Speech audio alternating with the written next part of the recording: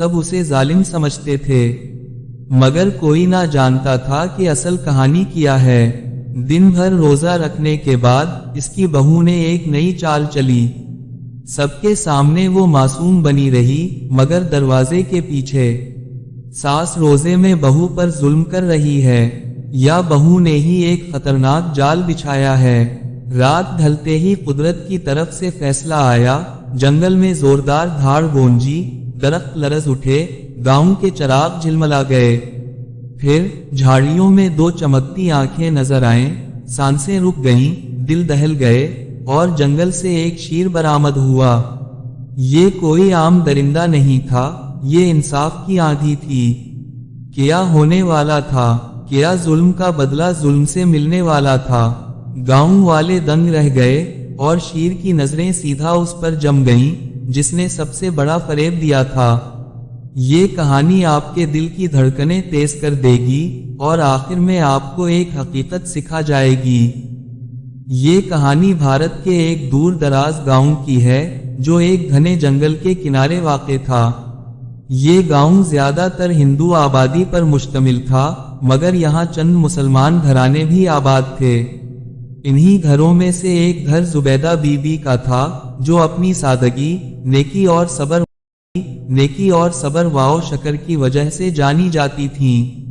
Zubaida be be ایک انتہائی عبادت گزار اور متقی عورت تھیں۔ ان کی زبان پر ہمیشہ اللہ کا ذکر رہتا، اور دل میں اللہ کی محبت موجزن رہتی۔ وہ ہر حال میں اللہ کی رضا پر راضی رہتی تھیں، چاہے زندگی کتنی ہی مشکل کیوں نہ ہو جائے۔ حالانکہ وہ مالی طور پر بہت کمزور تھیں، ان کا گھر مٹی کی دیواروں اور کھجور کے پتوں سے بنی ایک چھوٹی سی چھت پر مشتمل تھا، مگر ان کا دل یقین اور ایمان کی دولت سے مالا مال تھا۔ وہ ہمیشہ دوسروں کی مدد کرنے کو تیار رہتیں، چاہے خود بھوکی کیوں نہ رہیں۔ ان کا چہرہ صبر اور وقار کی روشنی سے جگمگاتا تھا، اور وہ ہر وقت اللہ کی رحمت کی امید لگائے رکھتی تھیں۔ زبیدہ بی بی کا ایک بیٹا بھی تھا جس کا نام احمد تھا۔ احمد ان کی زندگی کا واحد سہارا تھا، اور انہوں نے اس کی پرورش میں کوئی کمی نہیں چھوڑی تھی۔ وہ اپنے بیٹے کو ہمیشہ نیکی اور بھلائی کی راہ پر چلنے کی تلقین کرتیں، اسے سمجھاتیں کہ دنیا میں سب سے قیمتی چیز ایمان ہے، اور یہ کہ اللہ کے احکامات پر عمل کرنا ہی اصل کامیابی ہے۔ زبیدہ بی بی نہ صرف احمد کو اچھے اخلاق، سچائی اور صبر کی تعلیم دیتی تھیں، بلکہ اسے نماز، روزہ اور دین کے دیگر اہم احکامات بھی سکھاتیں۔ وہ اکثر اسے بتاتی کہ جب دنیا میں مشکلات آئیں، لوگ برا بھلا کہیں، تو صبر اور استقامت ہی مومن کی پہچان ہوتی ہے۔ مگر دوسری طرف گاؤں کی اکثریت ہندو تھی، اور ان میں سے اکثر اسلام کے سخت خلاف تھے۔ وہ مسلمانوں کو ناپسند کرتے اور انہیں کمتر سمجھتے تھے۔ زبیدہ بی بی یہ بات اچھی طرح جانتی تھیں، اسی لیے وہ ہمیشہ اپنے بیٹے کو ان سے دور رہنے اور اپنے ایمان پر مضبوطی سے قائم رہنے کی تاکید کرتیں۔ وہ احمد کو سمجھاتیں، بیٹا، یہ دنیا آزمائش کی جگہ ہے، ہر کوئی تمہارا خیر خواہ نہیں ہوگا۔ کچھ لوگ تمہیں گمراہ کرنے کی کوشش کریں گے، کچھ تمہاری نماز، تمہارے عقیدے، تمہارے اللہ پر یقین کا مذاق اڑائیں گے، لیکن تمہیں ان کی باتوں میں نہیں آنا۔ تمہیں اپنے دین پر قائم رہنا ہے، چاہے کوئی کچھ بھی کہے۔ اللہ ہمیشہ اپنے نیک بندوں کا ساتھ دیتا ہے۔ احمد اپنی ماں کی ہر بات غور سے سنتا اور دل میں بٹھا لیتا۔ وہ اپنی ماں کی عزت کرتا تھا اور ہمیشہ ان کی نصیحتوں پر عمل کرنے کی کوشش کرتا، مگر گاؤں کے حالات ایسے تھے کہ ان سے بچنا آسان نہ تھا۔ گاؤں کا سرپنچ ایک ہندو تھا جس کا نام بھوانی پرساد تھا۔ وہ نہ صرف گاؤں کا سربراہ تھا بلکہ اپنے عقیدے کے معاملے میں انتہائی شدت پسند بھی تھا۔ اس کے دل میں مسلمانوں کے لیے بغض اور نفرت بھری ہوئی تھی۔ وہ چاہتا تھا کہ کسی طرح گاؤں سے باقی ماندہ مسلمان یا تو ہندو بن جائیں یا پھر یہاں سے نکل جائیں۔ اس کی ایک بیٹی تھی، سندری، جو عمر میں زیادہ بڑی نہیں تھی، مگر اپنے باپ کے نقش قدم پر چل رہی تھی۔ وہ بھی اسلام سے شدید نفرت کرتی تھی اور ہمیشہ اپنے باپ کی مدد کے لیے تیار رہتی تھی۔ वो जानती थी कि गांव में मुसलमानों की तादाद वैसे ही बहुत कम है और अगर कोई चालाकी से इन्हें हिंदू बनाने में कामयाब हो जाए तो ये काम मुकम्मल हो सकता है। एक रात भवानी प्रसाद अपनी बेटी के साथ बैठा हुआ था। सरपंच ने गहरी सोच में डूबे हुए लहजे में कहा, सनदरी, क्या तुमने इस गांव की एक बूढ़ी मुसलमान औरत जुबैदा बीबी को देखा है? सनदरी ने फौरन जवाब दिया, जी बाबा, मैं इसे जानती हूँ, वही बूढ़ी औरत जिसका एक कमसिन बेटा है, अहमद। आप उसी की बात कर रहे हैं ना? भवानी प्रसाद के चेहरे पर एक मकरू मुस्कुराहट फैल गई। हाँ, मैं उसी की बात कर रहा हूँ। सुनो, हमारे गांव में कुछ ही मुसलमान बचे हैं और ये अहमद सबसे ज्यादा होशियार और नेक मालूम होता है। अगर हमने उसकी माँ को भी काबू में कर लिया तो हमारे लिए पूरे गांव को हिंदू बनाना आसान हो जाएगा। सनदरी हैरानी से बोली, बाबा, मगर ये कैसे होगा? वो लोग अपने दीन पर बहुत मजबूती से कायम हैं। भवानी प्रसाद ने एक शैतानी चाल सोची थी। वो बोला, बेटी, तुम्हें बस अहमद को अपने जाल में फंसाना है। तुम उसके करीब जाओ, इस पर मेहरबान बनो, उससे दोस्ती करो और आहिस्ता आहिस्ता उसे मोहब्बत के जाल में फंसा लो। जब वो तुम पर भरोसा करने लगे तो उसे शादी का लालच दो और कहो कि अगर वो तुमसे शादी करना चाहता है तो उसे हिंदू बनना होगा। सनदरी की आंखों में चमक आ गई। ये तो वाकई बहुत चालाकी भरा मंसूबा है, बाबा। भवानी प्रसाद ने सर हिलाया। यही तो मैं चाहता हूँ। अगर अहमद हिंदू बन गया तो उसकी माँ पर दबाव डालकर उसे भी हिंदू बना सकते हैं, और जब गांव में सब देखेंगे कि मुसलमान भी हिंदू बन रहे हैं तो बाकी सब भी खुद ब खुद हमारे मजहब में शामिल होने लगेंगे। सनदरी ने इत्मीनान से कहा, फिक्र ना करें बाबा, मैं इस काम को बहुत चालाकी से अंजाम दूंगी। ये दोनों बाप बेटी पूरी साजिश तैयार कर चुके थे, मगर इन्हें ये मालूम नहीं था कि अल्लाह की चाल सबसे बड़ी चाल होती है और वो अपने नेक बंदों की मदद जरूर करता है। सनदरी ने आहिस्ता आहिस्ता अहमद के करीब जाना शुरू कर दिया। वो हमेशा इसके रास्ते में आ जाती, बातें बनाने की कोशिश करती और खुद को एक मासूम और नेक दिल लड़की के तौर पर पेश करती। अहमद शुरू में मुहतात था, लेकिन सनदरी की बातों और झूठे जज्बात ने आहिस्ता आहिस्ता उसका दिल नरम कर दिया। एक दिन जब अहमद मस्जिद से नमाज पढ़कर आ रहा था तो सनदरी रास्ते में आ गई। अहमद भाई, मैं तुमसे एक बात करना चाहती हूँ। अहमद ने हैरानी से उसे देखा और बोला, तुम्हें मुझसे किया काम? सनदरी ने आंखें झुकाते हुए कहा, मैंने सुना है कि इस्लाम बहुत अच्छा मजहब है। मैं भी तुम्हारी तरह मुसलमान होना चाहती हूँ। क्या तुम मुझे सिखाओगे? ये सुनकर अहमद हैरान रह गया। उसकी माँ ने उसे हमेशा गैर मुस्लिमों से मुहतात रहने की नसीहत की थी, मगर सनदरी की नरम बातों ने उसके दिल पर असर डालना शुरू कर दिया। कुछ दिनों में अहमद और सनदरी के दरमियान दोस्ती होने लगी। वो अक्सर अहमद से दीन के बारे में सवालात करती, इसकी बातों में दिलचस्पी लेती और इस्लाम की तारीफ करती। अहमद को लगने लगा कि शायद वो वाकई इस्लाम की तरफ माइल हो रही है।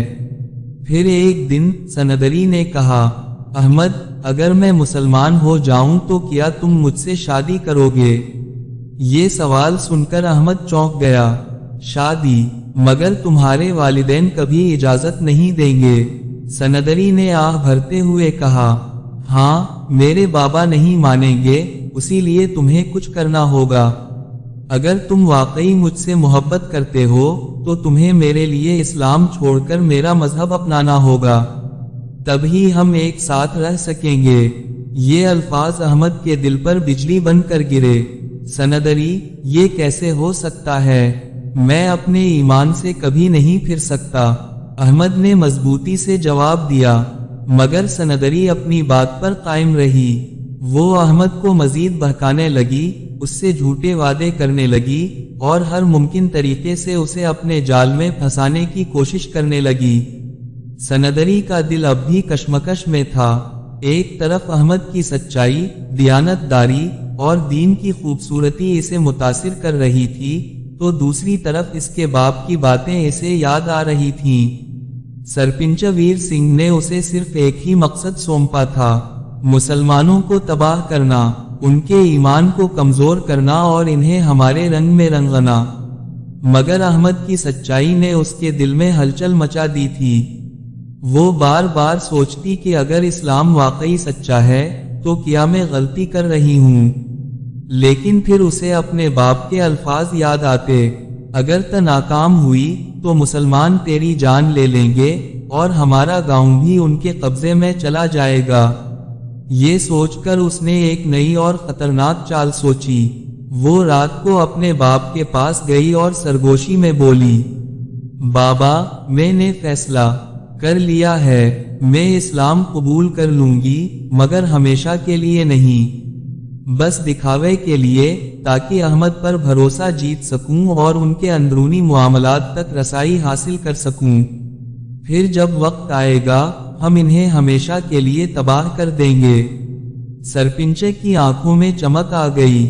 وہ ہنس کر بولا، شاباش بیٹی، تنے اپنی چالاکی اور بہادری ثابت کر دی۔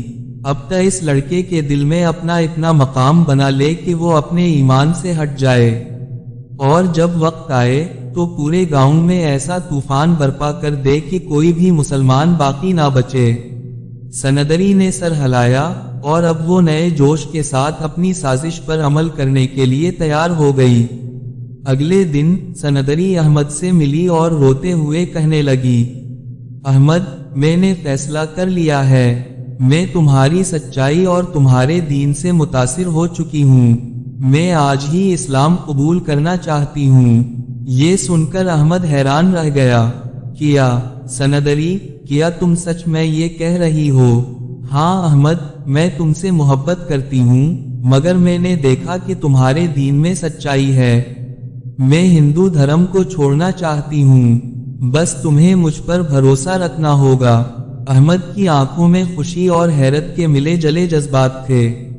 وہ خوش تھا کہ شاید اللہ نے سندری کے دل میں ایمان ڈال دیا، مگر اندرونی طور پر وہ کچھ عجیب محسوس کر رہا تھا۔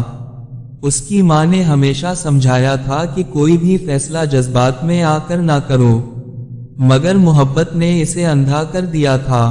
اسی دن سندری نے ایک مولوی صاحب کے سامنے جا کر اسلام قبول کرنے کا اعلان کر دیا۔ اس نے کلمہ پڑھا اور سب لوگوں نے خوش ہو کر کہا، اللہ اکبر، لیکن کسی کو معلوم نہیں تھا کہ یہ سب ایک بھیانک دھوکہ تھا۔ اسلام قبول کرنے کے بعد سندری نے احمد کے قریب آنا شروع کر دیا۔ وہ اس سے کہنے لگی، احمد، میں نے اسلام تو قبول کر لیا ہے، مگر میں چاہتی ہوں کہ ہم ایک دوسرے کے اور قریب آ جائیں۔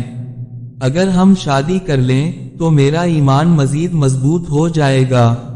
احمد نے کہا، مگر سندری، ہمیں پہلے نکاح کرنا ہوگا اور سب کو اعتماد میں لینا ہوگا۔ احمد، میں تم سے محبت کرتی ہوں اور محبت میں سب جائز ہوتا ہے۔ یہ سن کر احمد کو عجیب محسوس ہوا۔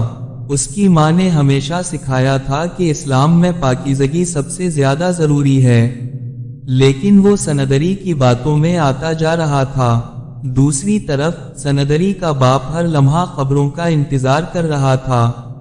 جیسے ہی اسے خبر ملی کہ سندری نے اسلام قبول کر لیا ہے، وہ ہنس پڑا اور اپنے ساتھیوں سے بولا، اب دیکھنا، یہ مسلمان خود ہمارے قدموں میں آ گریں گے۔ احمد کی شادی کے بعد شروع کے کچھ دن بہت اچھے گزرے۔ سندری، جو اب عائشہ بن چکی تھی، احمد کے ساتھ ہنسی خوشی رہنے کا ڈرامہ کر رہی تھی۔ وہ نہایت نرمی سے احمد کی ماں زبیدہ بی بی کی خدمت بھی کرتی تاکہ کسی کو اس پر شک نہ ہو، لیکن احمد کی ماں کو شروع دن سے ہی اس پر اعتماد نہیں تھا۔ اسے محسوس ہو رہا تھا کہ کچھ نہ کچھ غلط ضرور ہونے والا ہے۔ بیٹا، شادی ایک بڑی ذمہ داری ہوتی ہے، مگر اس کا مطلب یہ نہیں کہ تم اپنے دین اور ماں کو بھول جاؤ، زبیدہ بی بی نے ایک دن احمد سے کہا۔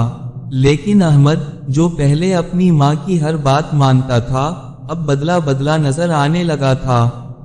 وہ اب اپنی ماں کی باتوں کو زیادہ اہمیت نہیں دیتا تھا، بلکہ ہر بات پر سندری کا ساتھ دیتا تھا۔ ایک دن سندری نے احمد سے کہا، احمد، تمہاری ماں دن بھر کچھ نہیں کرتی، بس بیٹھی رہتی ہے۔ میں گھر کے سارے کام کرتی ہوں، تھک جاتی ہوں، مگر وہ تو بس نمازیں پڑھتی رہتی ہے اور باتیں کرتی رہتی ہے۔ آخر اتنی عمر میں انہیں اتنی باتیں کرنے کی کیا ضرورت ہے؟ احمد، جو اب سندری کے قابو میں آ چکا تھا، ماں کو ڈانٹنے لگا، اماں، آپ کیوں ہر وقت بس عبادت میں لگی رہتی ہیں؟ گھر کے کاموں میں سندری کا ہاتھ بٹایا کریں۔ زبیدہ بی بی حیران رہ گئیں۔ یہ وہی بیٹا تھا جو ہمیشہ ان کا ادب کرتا تھا، جو ان کے بغیر ایک قدم نہ اٹھاتا تھا۔ آج وہی بیٹا اپنی بیوی کی باتوں میں آ کر انہیں کمزور اور ناتواں سمجھ رہا تھا۔ سندری، جو اب عائشہ بن چکی تھی، اپنے اصلی مقصد کو پورا کرنے کے لیے آگے بڑھ رہی تھی۔ اس کی سب سے بڑی رکاوٹ احمد کی ماں زبیدہ بی بی تھی۔ جب تک وہ زندہ تھی، احمد کا دل مکمل طور پر دین سے ہٹایا نہیں جا سکتا تھا۔ اگر اس کی ماں اسلام چھوڑ دے تو احمد خود بخود ہمارے راستے پر آ جائے گا، پھر گاؤں کے باقی مسلمان بھی پیچھے نہیں رہیں گے۔ سندری نے اپنے باپ سرپنچ سے کہا۔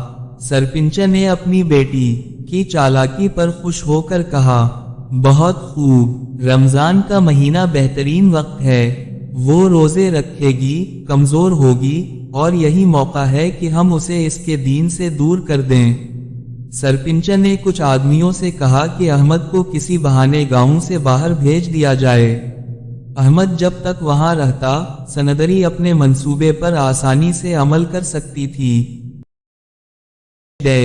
رمضان کا چاند نظر آ گیا تھا اور زبیدہ بی بی کی خوشی دیدنی تھی۔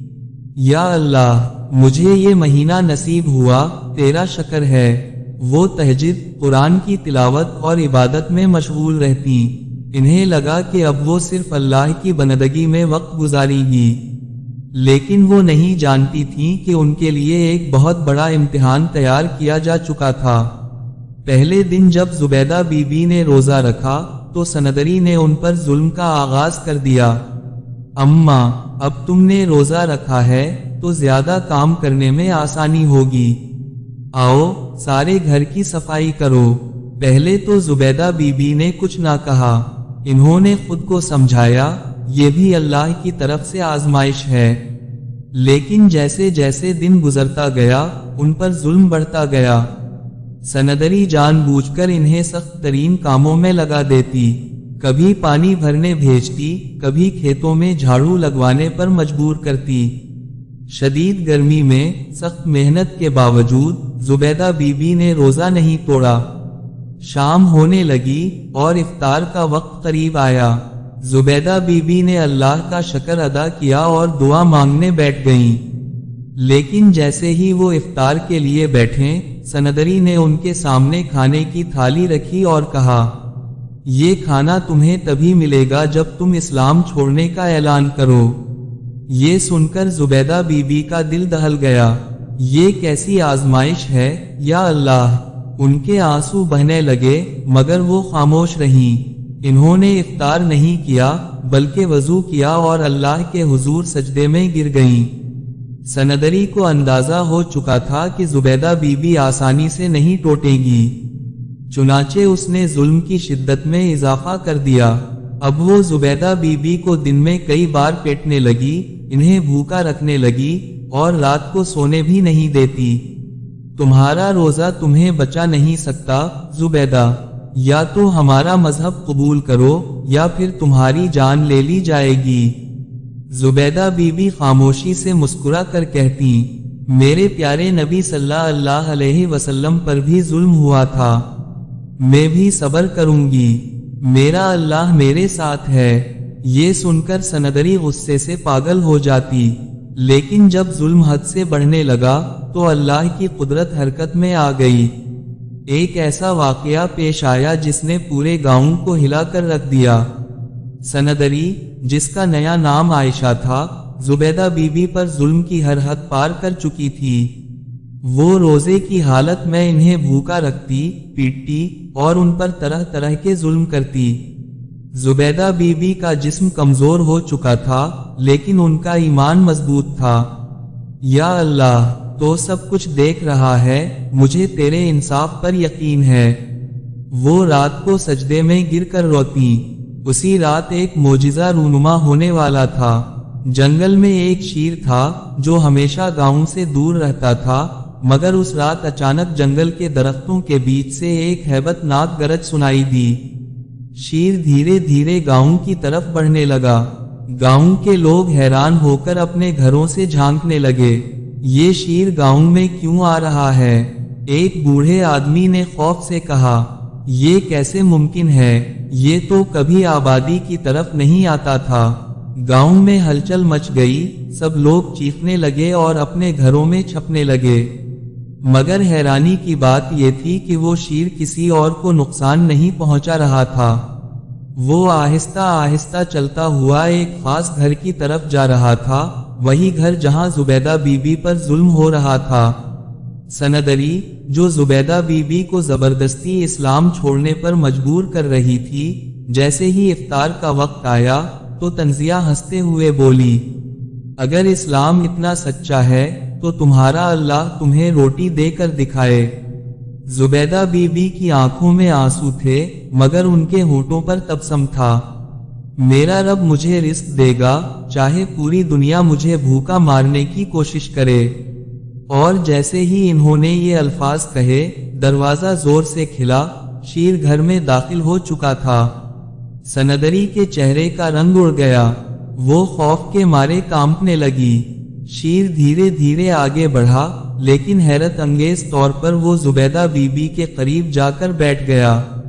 اس نے اپنے پنجوں سے ایک کپڑے کا تھیلا کھولا جس میں تازہ کھجوریں اور پانی تھا۔ زبیدہ بی بی کا دل شکرگزاری سے بھر گیا۔ سبحان اللہ، میرا رب سب سے بڑا ہے۔ انہوں نے اللہ کا نام لے کر روزہ افطار کر لیا۔ مگر جیسے ہی سندری نے یہ منظر دیکھا، اس نے خوف اور غصے میں چلا کر کہا، یہ ممکن نہیں، یہ جادو ہے۔ مگر اس کی چیخ ابھی ختم بھی نہیں ہوئی تھی کہ شیر نے ایک غضبناک گرج کے ساتھ اس پر حملہ کر دیا۔ پورے گاؤں نے دیکھا کہ کیسے شیر نے سندری پر حملہ کیا اور اسے دردناک موت دی۔